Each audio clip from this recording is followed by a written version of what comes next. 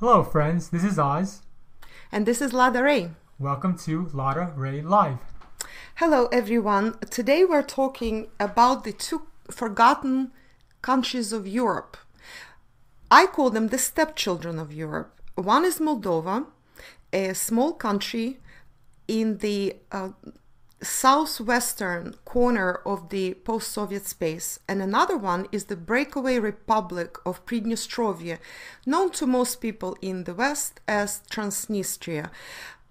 I call it Pridnestrovie, and I suggest everybody calls it Pridnestrovie because this is actually the correct name in Russian, and that's what the people of Pridnestrovie call their land. Transnistria is a Romanian word and a derivative of a Romanian word, and as we know, that was exactly the reason Pridnestrovie broke away from Moldova. They didn't want to become eventually or in perspective a part of Romania when the process started in 1992. I want to say a few words about Moldova and Pridnestrovie. See, a lot of my fans know that I grew up in Odessa, which is very close to Moldova and Pridnestrovie, which is actually the largest city of that area and is presently a part of Ukraine. But very few know that I actually have a very personal and very deep connection to Pridnestrovie and Moldova as well. The thing is that my favorite uncle and my favorite aunt lived in Benderi, which is presently a part of Pridnestrovie, and in the days of the Soviet Union, when I grew up there, it was a part of the Moldavian Soviet Socialist Republic. And my favorite cousin, Sasha, lived and worked in Kishinev. He, in fact, worked for the Moldavian government at the time. He was a very brilliant computer scientist and mathematician, and he actually headed up a department, the computer department of the Moldavian ministerial building. So this is all very personal to me.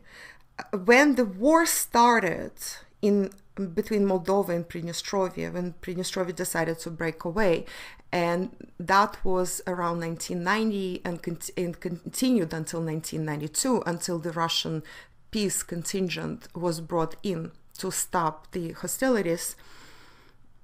It was very difficult for me to stomach this, that the pretty, very peaceful, quiet, beautiful place that I used to go to practically every month or every 2 months to visit my uncle and aunt. I would just hop on the train and go, or very often on vacation I went to visit my much older cousin Sasha, who was already working when I was still a teenager. And it was very difficult for me to reconcile all the images I held so dear from my childhood and adolescence, the images of peaceful Benderi being bombed by Moldavian troops, in fact, by the people who they were supposed to be countrymen with. And then eventually Pridnestrovie, or Transnistria, if you prefer, broke away and formed their own country, which is not recognized by anyone, in fact, but which was able to always have a really good life due to the fact that it was heavily industrialized, had educated, skilled population, excellent agriculture, a lot of energy to sell. In fact, a small Pridnestrovie, which is only 500,000 people population,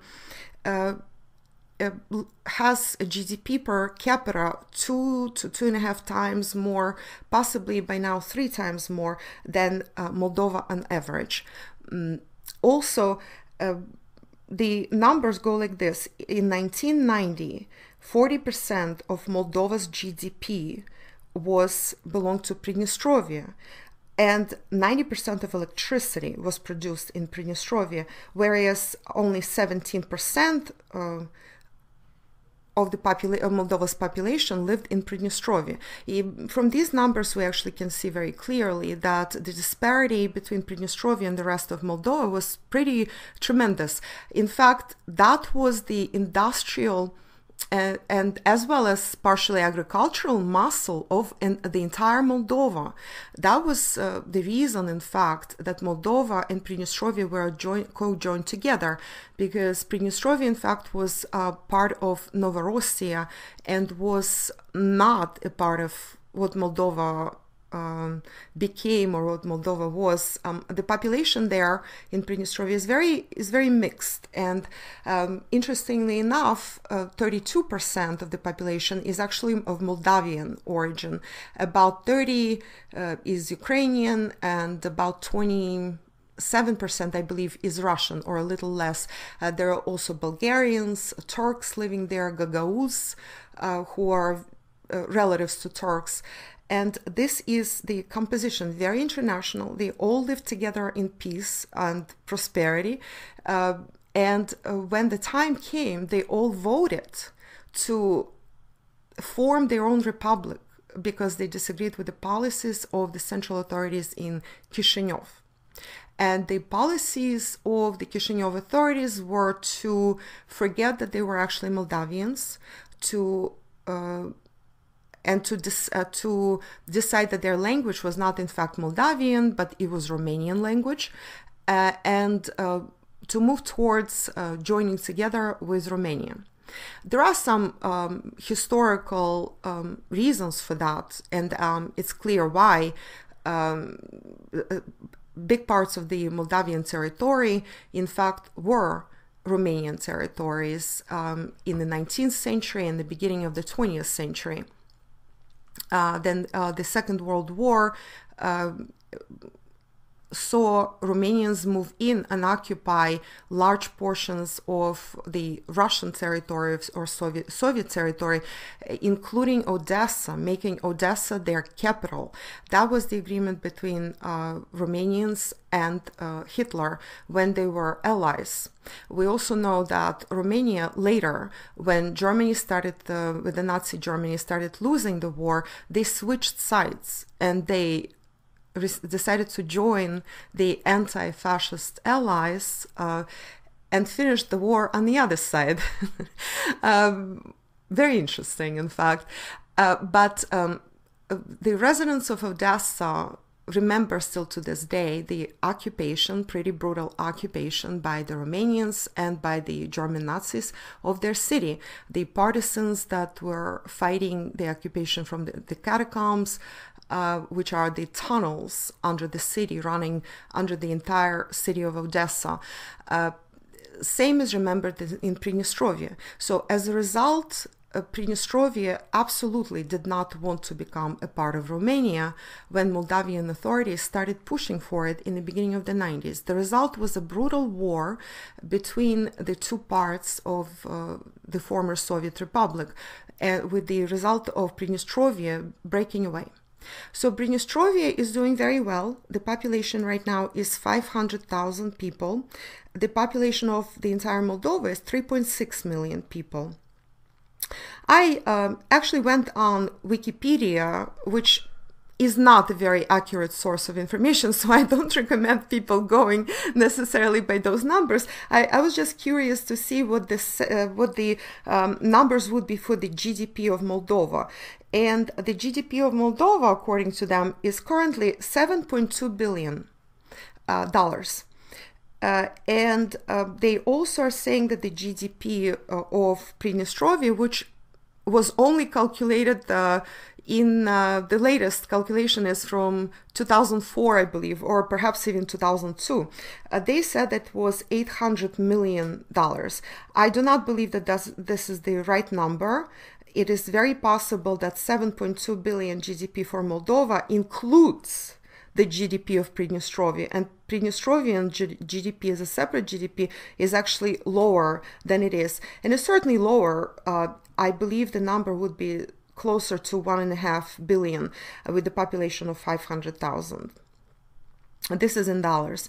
Now, I I want to go over a few things and several breaking news from Moldova and Pridnestrovie right now.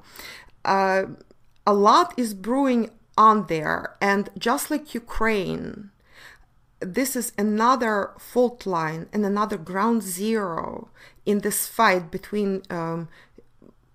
the West and the East, the old and the new, and if you will, between the EU and the Eurasian Union. The numbers are pretty mind-boggling, and here are some of them.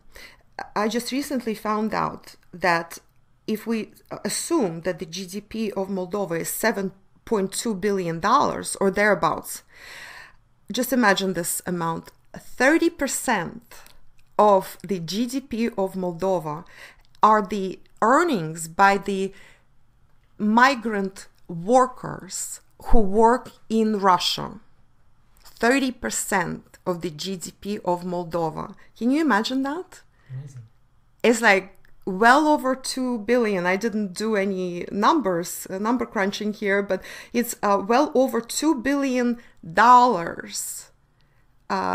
$2.5 billion, I believe we would get. And the entire GDP is 7 billion, okay? So they're quite dependent on Russian economy, to say the least. That's just one number. In addition to that, Moldavian, here's how Moldavian GDP is structured. They produce grapes and make wine. That's number one. That's a huge amount of their export. Another one, they have very decent agriculture. And in my day, when I grew up, I have very fond memories of bringing peaches, apples, cucumbers, various fruits and vegetables, perhaps peppers and eggplant from my trips to Moldova and Pridnestrovie when I went to visit my relatives. And then I also remember their milk products. Brynza, which is a type of cheese, farmer's cheese, which we call tvarog, kefir, rязанка, which are yogurts. These kinds of products, they were very decent quality, better than in Odessa.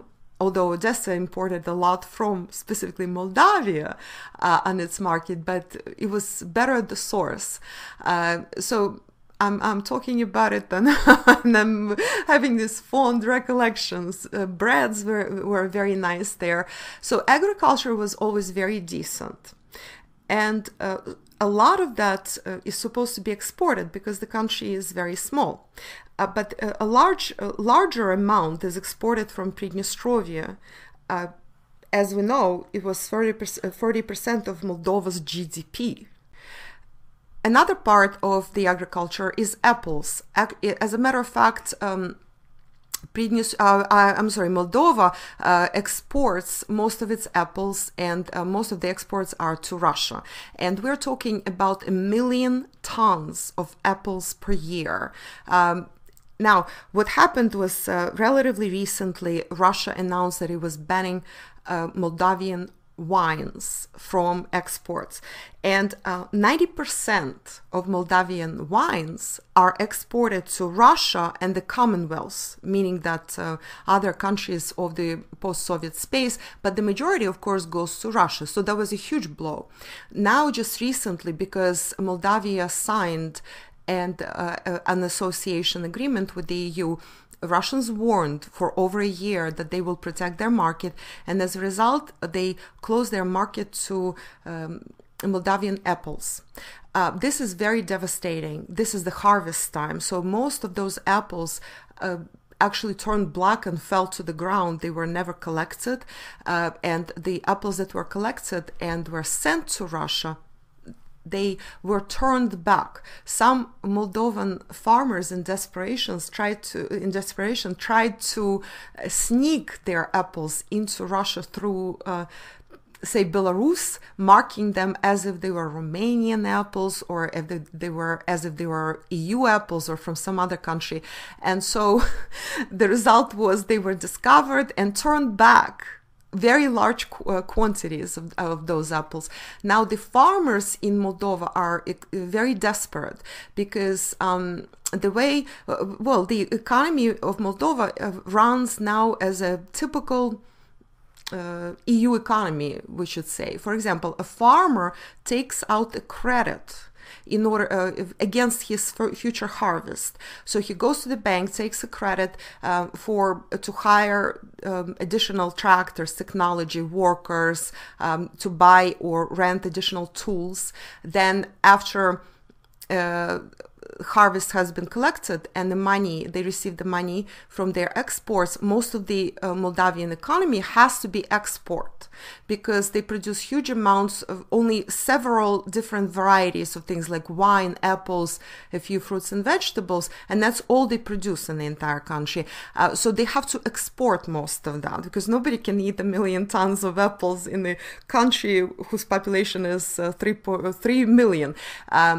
We will get to how the population also dwindles. That's another part of the story, and so the result is that they actually cannot return credits. Now, credit payments are due. I'm following the news from Moldova very, very closely because the explosion is coming. This is really why we're doing this episode right now. The explosion is coming, to which I will explain a little bit later. So these farmers, they are in dire straits because they cannot repay their debts to the bank. Recently, in August, there was an attempted march of the farmers on their tractors from northern Moldova. The region hit very, very harshly by the Russian refusal to accept their apples, to Kishinev, to the capital of Moldova. Incidentally, I have to point out also that while I grew up, the Kishinev was the name of the capital. This is how we refer to it. This is the Russian way of saying it, Kishinev. Currently, people still say Kishinev, or people also say Chisinau. Chisinau is the Romanian word for the same city. So either way, that's the same city. Whichever way I refer to it, that's still the same place, the same capital of Moldova. So this attempted march of farmers to Kishinev ended in nothing. When they decided, because tractors are very slow to move, and they also have these very ancient, archaic tractors, so try and move fast in those tractors. So they needed to take a break and sleep overnight in the fields. And when they woke up, it turned out that a lot of tires in tractors were punctured. Somebody actually snuck in during the night and punctured tires in their tractors, so they had to repair them. Their spirits were dampened, but they kept going. Then they reached the next small city or a large town, perhaps over. And at that moment, the head of Moldavian government actually arrived to meet them there. And he, the Prime Minister of Moldova, in fact, so he talked to them and promised that there would be, they would be given compensation for the money they lost when they could not sell their apples. So the farmers got basically discouraged. They decided that they reached some kind of agreement. And being farmers, farmers are like that. They don't want to fight. They just want to sit and quietly work their fields and gather crops and be with nature. They're quiet people. They're not fighters. So they turned back. Turned out, we're on September 1st today, and turned out that the government actually lied to them. They did not receive any compensation. I was just listening to an episode from the Socialist Party of Moldova that were spearheading that march. They said that the government did not fulfill any promises. They simply forgot about North Moldavian farmers. The moment they laid off and they did not continue to Kishinev with their tractors. So they're promising a new march, they're promising new demonstrations and new demands. At the same exact time, Gagauzia, which is a small autonomous republic within Moldova, is also has its own very strict demands. Gagauzia is another story. The population is about 55,000 people, but they have their own autonomous status within the 3.5 million people country. Gagauz are probably mostly Turks, and they speak a language that is closely related to Turkish language. They have very close relationship with Turkey. Turkish Prime Minister recently came and visited them and promised them their support. But at the same time, they're partially these are also Slavic people. They have Bulgarian roots as well. So they are a mix of sorts, and they are Orthodox Christian. They are not Muslim. They speak Russian language, and they want to teach their children in two languages, Gagauz and Russian. And they want to be with Russia. They sell most of their produce to Russia. So when they demanded a special status for their little republic within Moldova, and they managed to avoid the war, of which they're very proud of, that they managed to avoid a war, unlike Pridnestrovie, that had a real deal conflict. So Gagauz said very matter-of-factly that if Moldova decides to head towards EU, and if Moldova decides to somehow, which by the way, I believe will never happen, join Romania, then they're out. You know, they are already very separate. They have a very separate relationship with Russia and with Turkey, compared to the rest of Moldova. Moldova's agricultural produce is now banned from entry into the Russian market. However, Gagauz products are accepted in Russia. So they have a very special relationship, just like Pridnestrovie. But what they don't want to do, Gagauz are farmers, unlike very industrial and more developed Pridnestrovie industrially. They are those quiet, peaceful farmers who want to live and let live. They don't want any war, and they also have a very different position within Moldova. They are in the very south. So they don't want war. They want to resolve everything peacefully, but they're very adamant that they will not go with the EU option. They want to join Eurasian Union. They are hoping to achieve independence from Moldova, but peacefully.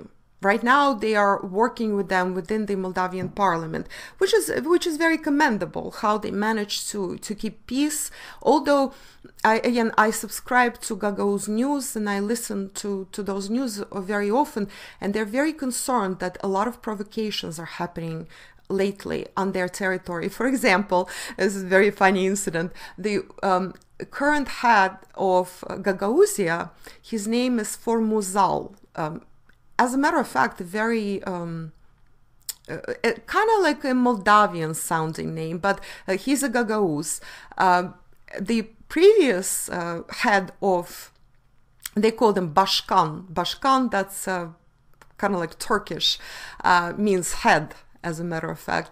So Bashkan of Gagauzia, former one, who is now in opposition to this one, to Formuzal, he was caught on CCTV slicing tires or puncturing tires of Formuzal's assistant or his second in command. He was caught on CCTV, and then they had the press conference in which they announced that such and such, our former head of our who is in the pocket of Kishinev or Chisinau, who has a lot of materials. They have a lot of materials, the head of the Gagauzia says, against them at the KGB of Moldova.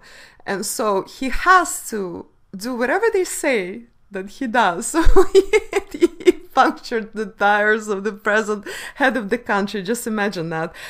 Yes, that's the level on which they operate, actually. But people are very nice there. They're very honest, straightforward people for the most part, except that former head of their country, apparently. Also, there were a lot of threats against Formuzal, Bashkan Formuzal in Gagauzia and his family. And so he had to move his wife and his children. He announced it to one of the small cities in Russia where his wife's sister resides. Just to get them out of the harm's way. This is true for a lot of activists, a lot of politicians in Ukraine and Moldova who do not support the official line, which is pro-EU, pro-West, pro-US. Now, Moldova and Pridnestrovie have this old rivalry, and this rivalry right now is kind of a frozen conflict. So Pridnestrovie, let me go back to Pridnestrovie for a moment. Pridnestrovie is in a kind of situation that they are between the rock and the hard place. Before they had a blockade, the economic blockade from the side of Moldova. They could not export anything. And most of their economy, as I said before, is exports. They could not export anything through Moldova because they would either take it away from them or charge them an exorbitant amount in taxes. So they had a standing agreement with Ukraine. Even during the days of the Orange Revolutionaries, Yushchenko and Tymoshenko, and then later with Yanukovych and his people. The thing is that the entire Pridnestrovie borders the Odessa region. So they had a standing agreement with Odessa authorities and with Odessa ports. So all of their exports went through Odessa and then into ports, and most of these exports were for Russia and the former Soviet republics, but also a lot went to Europe, elsewhere in Europe. They exported metallurgy, some of their machinery, all the way to England even. So now, with Poroshenko and the Kiev junta in power, Ukraine blocked that route as well. Odessa is blocked for them. So right now they're landlocked. We will try to put a map up so you could see how, while they're very close to the Black Sea, they actually don't have access to the Black Sea from their territory, because Odessa Oblast, Odessa region, hugs the entire coast. And now they're blocked completely from all ends. So they think that the entire harvest will be lost because nobody can export it, and a lot of the products that they were manufacturing for export are also sitting in their storages, in their yards, etc., in their factories. Yeah, so it should be noted that they brought it upon themselves because of Russia's return sanctions due to the fact that their government is allied with the EU. Isn't that the case? Yes, when we talk about Moldova, this is the case. I was just a moment ago speaking about Pridnestrovie, which is actually allied, which actually wants to join Eurasian Union. But Moldova in general, yes, that is the case. I'm going to return to Moldova in a moment. I just wanted to talk about Pridnestrovie, which is a big and important topic. Yes, so Pridnestrovie is blockaded now from Moldova's side and the Ukrainian side as well. Meanwhile, Pridnestrovie had a referendum in 2006. This is very important to note. In 2006, far before Crimea's referendum for independence or for joining Russia, far before the referendum in Donbass, which also about 95 to 97% of people, as a rule, in places about 90%, voted for joining Russia and seceding from Ukraine. So in 2006, a very similar referendum took place in Pridnestrovie or Transnistria. The results were very similar.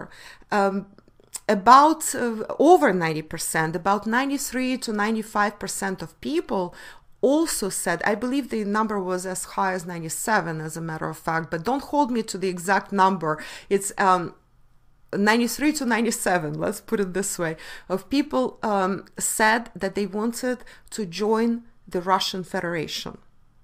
Unfortunately, the political situation was such that Russia simply could not accept Pridnestrovia as its part. And Pridnestrovians have been asking for acceptance as part of the Russian Federation ever since. They actually started far before that, until they organized that official referendum with international observers and all that. So since 2006 fully officially, and before that unofficially and semi-officially, they've been asking every year for Russia to accept them as part of the Russian Federation. Russian explanation was and continues to be, we are not sharing a border, so it's very difficult to move a muscle in this direction. And additionally, the pressure from the West was so enormous that Russia couldn't move a muscle in this regard.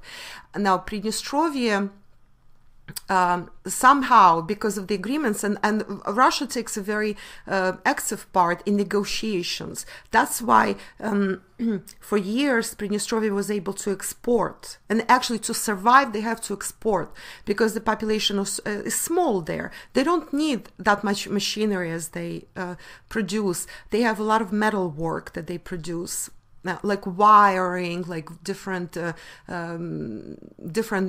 parts, metal parts, engines they produce, and as I said, they export them as far as England even, and of course very good agricultural products.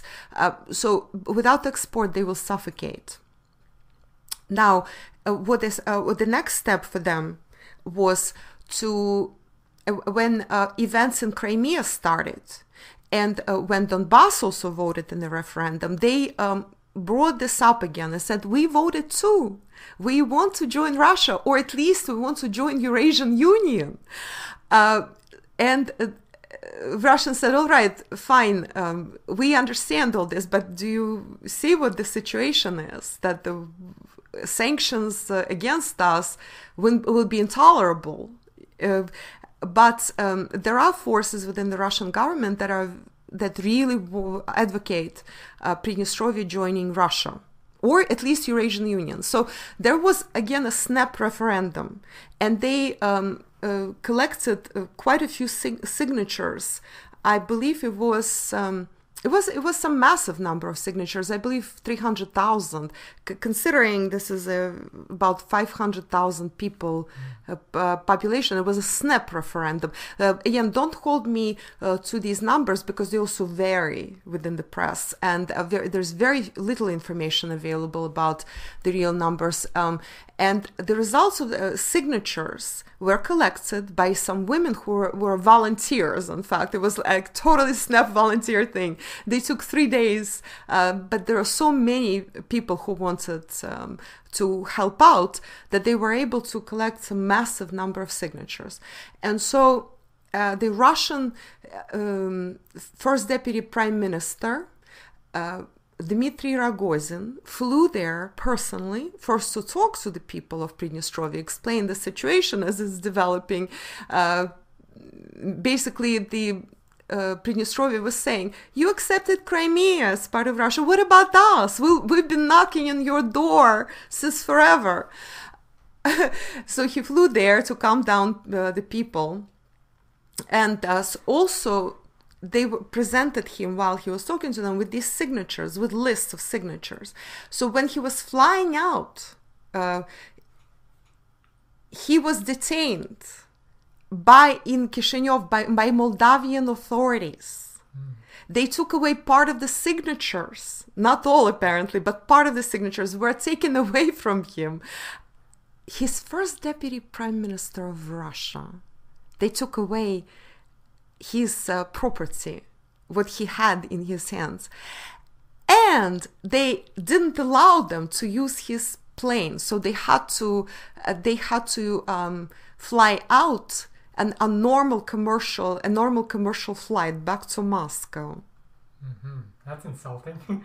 It was very insulting. Well, again, going back to what you said, don't they deserve it? So if they wanted to trade with Russia, shouldn't they have been nicer and didn't overplay the European card? Well, in addition to that, they did this. So whatever bans Russians have started against Moldova, a lot of that followed that incident with Rogozin. That was, if I'm not mistaken, in June or July it happened. It's not that long ago. And after that, there were new sanctions against Moldova. Well, there is much more to the story, so I will continue jumping between Moldova and Pridnestrovie. Don't hold me to that, because there is a lot of stuff that is tied together between the two. So let's talk a little bit about Moldova's GDP. We will go in depth, and we will also discuss what holds the country together. So I mentioned that 7.2 billion is, according to Wikipedia, is the GDP of Moldova. Well, I'm pretty sure that they added the GDP of Pridnestrovia to that. But whether they did or not is not important. What is important is that 30% of this GDP consists of the earnings sent back to Moldova by the migrant workers that work primarily in Russia. Some of them also work in Romania, and a few here and there work in the EU, but the majority of them works in Russia. So everybody has to keep this in mind. Now the number of migrant workers in Russia is 750,000 Moldovans. Remember, the population is about 3.6 million. So basically, people who have visited Moldavian villages lately, they say that the villages look deserted. Only the old and the very young are there. All the able population is earning money outside the country because there is absolutely no work there. The population composition and the situation is slightly different in the north of Moldova, which did very well with exports of apples to Russia up until recently. Now that those apple harvests are basically stayed on their trees. Also, the wineries were pretty good. Also, north of Moldova did very well with that. Pridnestrovie still would have been doing much better, but now they have been also blocked from exporting to Russia. Gagauzia has a better situation because they actually have a special status as autonomous republic, and so they can still export to Russia. And so there are more farmers that are left in these areas. But from the rest of Moldova, as I say, usually I hear this big sucking sound. In other words, all of the able-bodied population left. A lot to Russia and some also to Romania and perhaps some other countries of the European Union. So this is actually a disaster. The country is a disaster zone. Basically, they have the grannies, grandmas and grandpas taking care of young children whose moms and dads work as janitors, as some kind of nannies, as workers, like the dealing with the dirtiest of jobs, agricultural workers too, somewhere in Russia or in Romania. Just imagine that. Most of these 750,000 people are illegal immigrants. They do not have the proper papers. A lot of them cannot afford to buy these papers because, it's not cheap for them because their salaries are very small and they come from a very poor country. And some, of course, don't have the rights for the papers. So they come and go, right now, a lot of them are stuck either in Moldavia or back in Russia, and they're afraid to leave back to, they're hiding basically. They're afraid to leave to Moldova because if they do, they will not be let back out of Moldova and into Russia, because Russia is now getting stricter and stricter about the Moldavian immigration. Moldovans are petrified of that. This is 30% of their entire GDP. Without that, they're dead. They're absolutely, that's poverty, that's riots, that's people starving and possibly dying of hunger on streets. No jobs, nothing. There are no jobs in the country. So it's a very dire situation. As I said, it's much better in Pridnestrovie, but still they are very worried about how they're going to survive the winter because of the blockade. Not so much because they cannot export, because Russians would accept their produce, but they're blockaded from the Ukrainian side as well as from the Moldavian side. As far as the rest of Moldova, they are really squeezed. Meanwhile, they have signed, as we well know, in August, I believe it happened, they signed together with Georgia and Ukraine this associate membership called Eastern Partnership with the EU. The partnership, just like with Ukraine, is very one-sided. It opens the market, Moldavian market, tax-free, levy-free to EU goods. But it does not give any rights or any possibilities of exports to the EU from Moldova. For example, a Russian market accepted, I believe, annually about 1 million tons of, I'm sorry, I believe it was 100,000 tons of apples from Moldova, which is now sitting on cheese and in baskets on the ground, rotting. And the quota for Moldavian apples in the EU is 5 tons. They can export to the EU annually 5 tons of their apples. Versus 100,000 tons, the market they lost. Well, incidentally, the Russian market was filled immediately. As we also know, Russian sanctions are agricultural and food sanctions against all countries of the EU and all countries that signed agreements with the EU, which includes Moldova and includes Ukraine and Georgia. While they refused to accept Moldovan apples and apples from Poland, they at the same time they started encouraging their own producers, which they have plenty, really great harvest this year, by the way, in Russia. So Russian producers are happy. They're taking over their own market finally, that they have been banned from for years, or that they could not penetrate because they could not compete against Polish apples that were very cheap compared to, perhaps, or the market was already taken, or again, they could not compete perhaps against Moldovan apples. Also the market was taken on that front. And also there are great apples in Caucasus and also in Central Asia. Yes, and this is actually a blessing in disguise, because you mentioned a cute little story about Polish apples being not being GMO, and also they don't rot. Oh yes. So the story goes like this. I heard it from Russian friends, and they're saying that they are very happy and thanking the government and God for banning Polish apples, because unlike, by the way, Moldovan apples that were natural, so that's why they're rotting on the ground now. Polish apples, they discovered that if you put them in a bowl in this as a centerpiece on the table and forget about them, 2 years later they're still they still look the same in the bowl. So people actually were very unhappy with these apples because they are apparently very chemicalized. They probably are Irradiated? Possibly irradiated, which is, of course, a Western technology. And Poland went that way. Poland used to produce very nice natural apples, and they produce a lot of apples.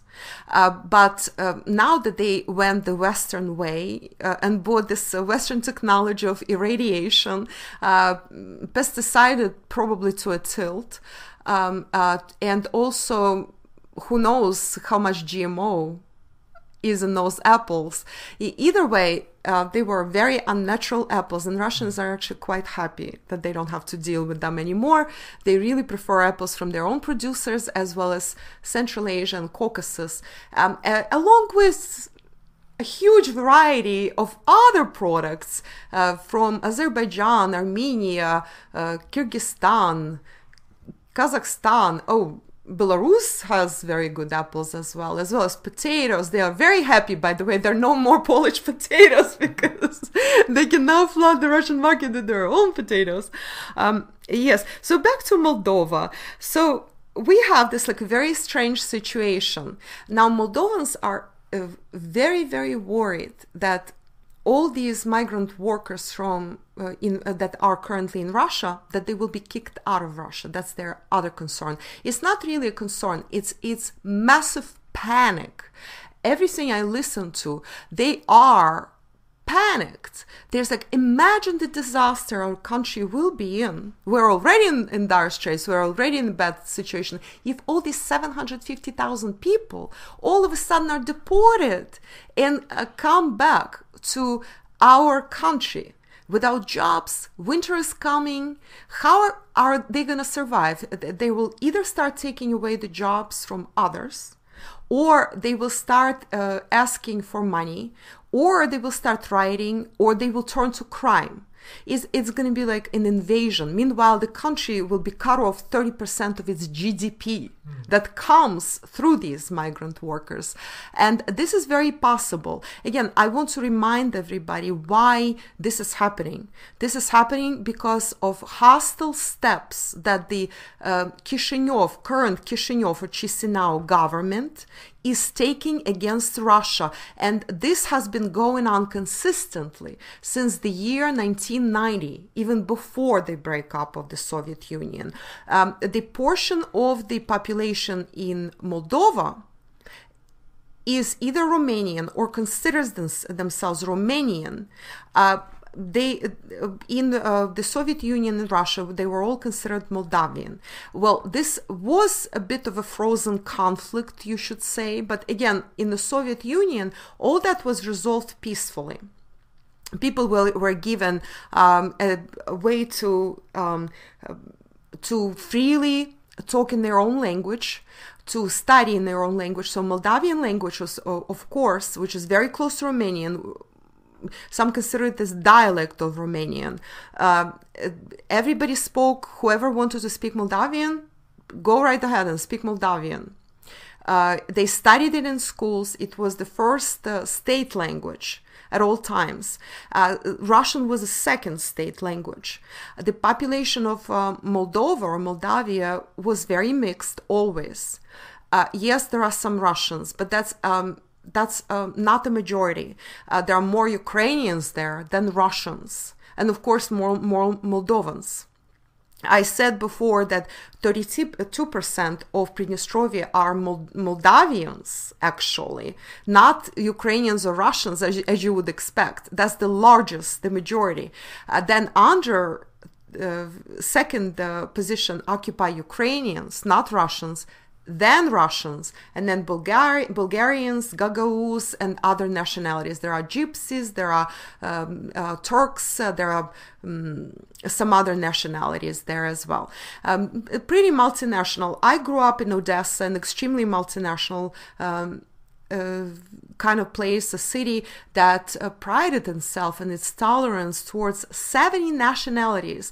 Yeah, I forgot to mention there are Jews, of course, living in both Pridnestrovia and Moldova, plenty of Jews as well, which is not considered a religion or a type of faith in Russia. It's considered an ethnicity, it's considered a nationality. anywhere in post-Soviet space is considered a nationality. They don't go by religion, in other words.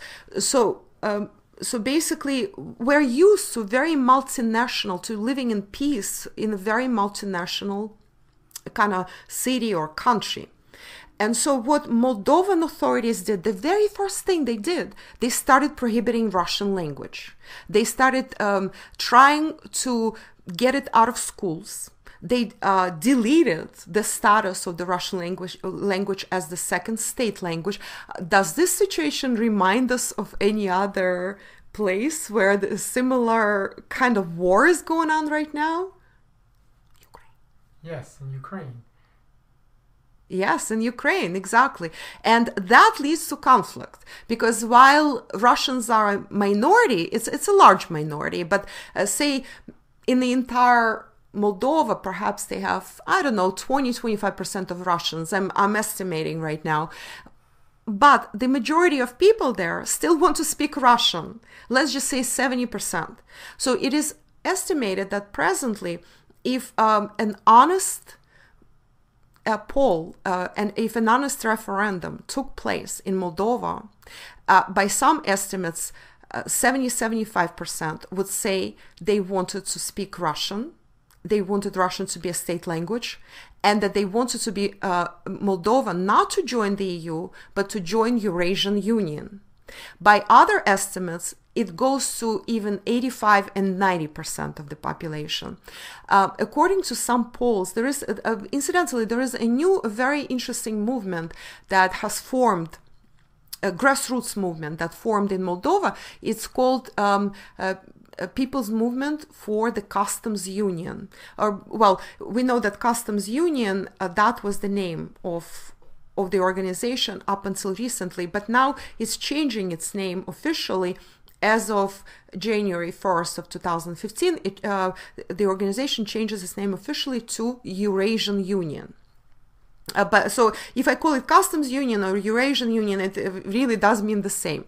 So the movement for the Customs Union, and they do interviews with people, street interviews, snap interviews. They do polls on plazas of different towns. They go from town to town, and there are a lot of small towns where the population works in agriculture primarily, and just a little bit of industry perhaps here and there. Energy is decent in some parts of Moldova, so like hydroelectric energy they produce. So they go from town to town, and they take the snap polls. They ask people to vote, whether to put a check whether it's Eurasian Union they want or European Union. And usually the results are mind-boggling, because 90 to 93% of the population, sometimes more, of these little Moldovan towns that walks past them, just simply passers-by, votes for Eurasian Union. And anybody who gives interviews generally says the Moldovan authorities that are sitting in Kishinev, they only mind their own interests. They do not mind the interests of their people. That the population, some people say like almost like 100%, others 90% plus, is for Eurasian Union and against European Union. They all know what countries turn into. They have these stark comparisons, which at first were not clear. And now they are. Now that enough data came in already, it is clear what those countries of Eastern Europe that joined Eurasian Union hastily in the 90s, that what they've turned into. Their closest neighbors are Romania and Bulgaria. And so there is a lot of information. Some of these people actually have relatives there. Some of them, Moldavians, have relatives in Romania, in villages of Romania usually. And there are a lot of Bulgarians living in the country as well. And so they have relatives in Bulgaria. So they go there, they bring back all these news. And by now, they know that those countries turned into ghost towns, that industry and agriculture were destroyed because a much more competitive agriculture and industry from Western Europe, Central Europe, and those of their neighbors that are more developed, like Poland, Czechoslovakia, and Hungary, floods the market and squeezes out local producers, whether they are agricultural or industrial. So the countries become these annexes, these unskilled labor additions, these stepchildren of the EU. Well, as you noticed, I call Moldova and Pridnestrovie the stepchildren of Europe, and that's exactly what they are. They are not even a part of the EU, but this is where they're heading, and this is what this is the kind of future that awaits them should they ever join the EU. Well, I'm gonna make my predictions in the end. There is a lot of material about Moldova and Pridnestrovia. I could keep going and going and going. So what I will also say is that this is very important to also note. So I said that there will be an explosion. Big explosion is coming in Moldova. It has come to this boiling point. The peasants and the farmers, now their chickens are coming to roost literally in September when they owe those loans back and they cannot repay them. On the other hand, there might be repatriation of guest workers working in Russia. Right now, Russian authorities are still pretty lenient, and they do not deport people in droves. Only when somebody committed crimes and when they really are doing something wrong in the country. But mass deportations might happen. So what is happening is there are new elections into the Parliament of Moldova that are coming up in 3 months exactly. Today is September 1st, the day we're recording this. And in the end of November or the very beginning of December, they have parliamentary elections. And explosions, mass demonstrations, mass protests are expected. Before that, the parliament also is supposed to ratify this association agreement with the EU that Moldova just signed. Until ratification happens, this is not supposed to be legal yet, but it's going there. And so there might be mass demonstrations and explosions also when ratification is discussed in the parliament. Clearly, most of the population is against it. But the government and the politicians at large are not listening. The problem lies with the composition of power within the country. 3 parties, which are not the majority, the communists are actually the majority in the parliament, but 3 other parties together form the bloc. They are pro-Western, pro-Romanian parties, and even though each of them does not constitute the majority, together they overpower communists. Also the fact that several parties that don't make it through the threshold, they don't get 6% or more. As long as they get 6%, they get into the parliament. And there are only 4 parties that make through the threshold. Several other parties, which are all, I stress all, are pro-Eurasian Union against the EU, all left-leaning parties, they are not making it through. And when they don't make through, say they received 4% or 5% or 3% each, when they don't make through, the percentage points that were given to them as votes get distributed equally between the 4 parties that make it through the threshold, regardless of what percentage they actually got. So communists get the biggest percentage, anywhere between 35 and 40%, for example. Could be maybe a little bit more even. But they only get 1/4 of the votes that were given to outside parties, despite the fact that they have the biggest percentage within. It's not an equitable system that way. So as a result, they lose out. And as long as those 3 pro-Western parties, the other ones, form a coalition, they get the majority within the parliament. And this is what's happening today. They actually have pro-Western government, pro-Western everybody. And communists are in opposition despite the fact that they have the majority in the parliament, the direct majority. It's not a very good system, but I'm sure the system was organized to take into account, it was changed actually from the presidential republic to semi-parliamentary republic with that idea in mind, to take away part of the power from the president, give more power to the prime minister, and give more power to the parliament. And that's because communists were in power. And again, these are really not communists. You can probably call them socialists. And they're not that... many people perhaps think that, oh, if they're communists and if the leader of their party is called Vladimir Voronin, which is a Russian name, that they are pro-Russian. He is Voronin only in name. He really... he speaks... Moldavian only. He does not, he speaks Russian, but he never speaks it publicly, just as a populist move. And he really is quite Moldavian. Incidentally, his mother is from Pridnestrovie and still lives in Pridnestrovie. How funny is that? And this is not a true communist party. It's more of a socialist party. And it was a balance when they were in power, more or less of a balance between Eastern and Western forces. Just like Yanukovych was a balance in Ukraine between Eastern Ukraine and Western Ukraine of some sort. But when that balance was broken and they started moving to the West, you know, it started brewing. And now this is coming to the explosion point. And again, as I said before, this is exactly why I'm doing this special report right now, because we need to discuss, we need to draw attention to this Moldova coming to the boiling point. We will continue watching the developments, and I expect them to be pretty volatile, and perhaps we will do another show as we go along.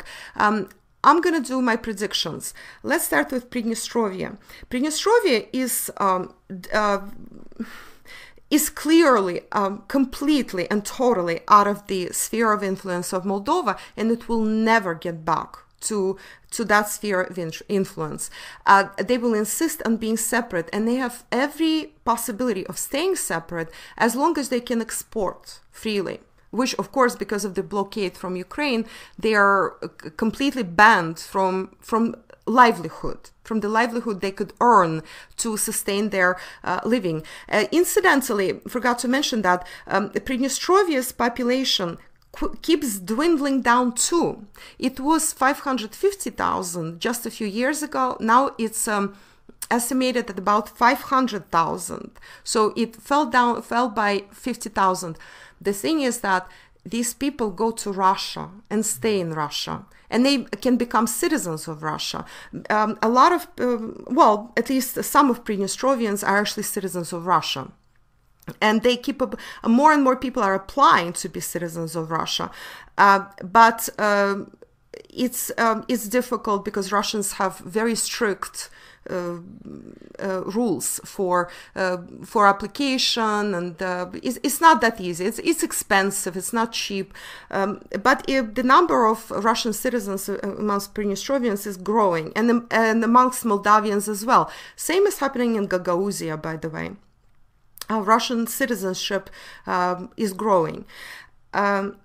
So Pridnestrovia will never return back to Moldova. Will it join Russia? I believe that Pridnestrovia's best chance, and this is how it's going to evolve, when Ukrainian leadership changes and they resolve their problems, and they will have to resolve their problems. They really have no other choice.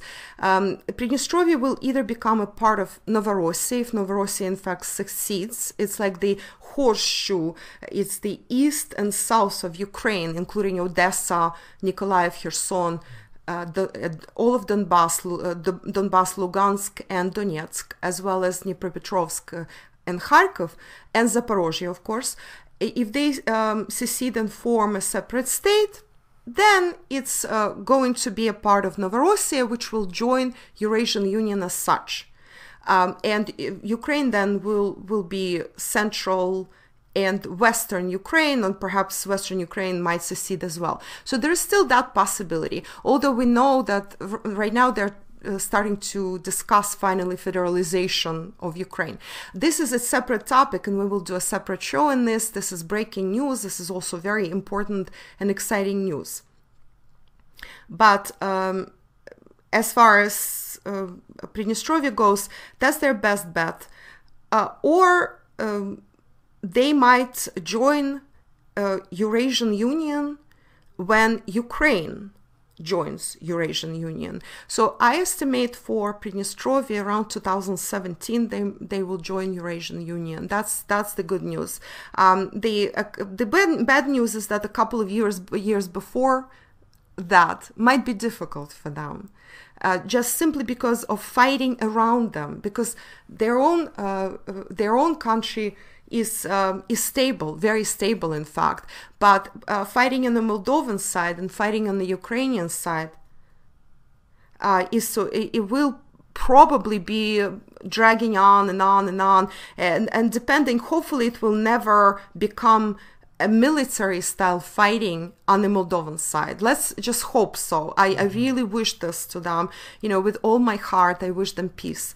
On the Moldovan side, yes, there is a part of Moldova, especially western parts of Moldova, that are adjacent to Romania, that would love to become a part of Romania and perhaps a part of the EU, which, by the way, will never happen. EU will never accept Moldova, such a poor country into which EU has to invest quite a bit of money, as a full-fledged member of the Eurasian, of the European Union. That was a Freudian slip. This will never happen. But Moldavian politicians are all in the pocket of the West. Completely and totally are in the pocket of the West. So they love to take their wonderful vacations in the West. They love receiving all kinds of contributions through Western-controlled NGOs, and that's a lot money.